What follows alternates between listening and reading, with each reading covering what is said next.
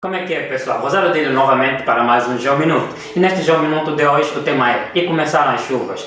Só agora que começaram as chuvas que conseguimos ver então o nosso governador de Luanda, a TPA, a falar sobre um programa de emergência para essas questões.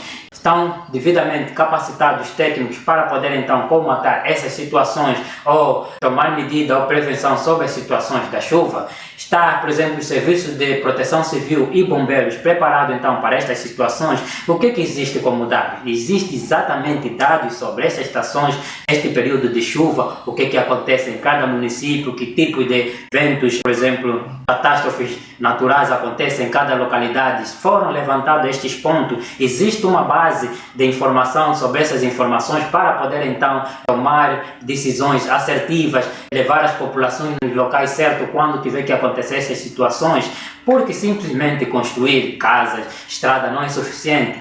Os próprios técnicos administrativos devem então devidamente preparados, assim como a própria polícia, os serviços de proteção civil e bombeiros, ok, com informações suficientes para poder então se tomar as medidas certas, ok? Por isso perguntei: existe informação, existe dados para poder se tomar decisões? Em cada município existe informação geoespacial para poder então saber que neste ponto acontece isso e neste período deve ser então feito isto ou ser tomada aquela decisão ou implementar esse tipo de atividade, ok? Esta informação será então fundamental, mas para isso é sempre essencial e muito obrigatório que se capacite os técnicos a cada momento, ok? A atualização dos técnicos é que levará então a poder se tomar devidas decisões, porque trabalhar simplesmente sem dados, sem informações, falar no vazio nunca vai funcionar. Trabalhar com dados e os técnicos estarem capacitados para coletar informações diversas, ok? Trabalhar com técnicos capacitados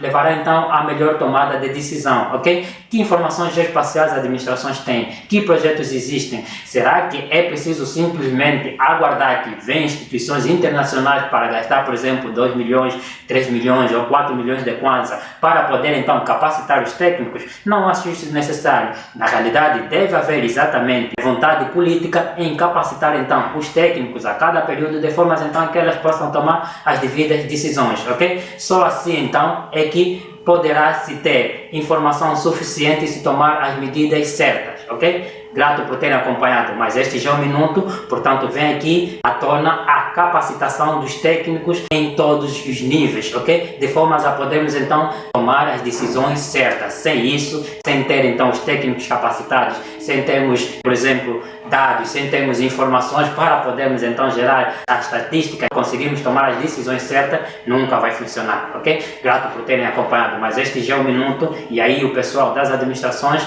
deve então exigir a capacitação dos membros para poder então conseguirem ir em conta com aquilo que é os anseios e as preocupações da sociedade ou das populações, ok? Grato e até a próxima.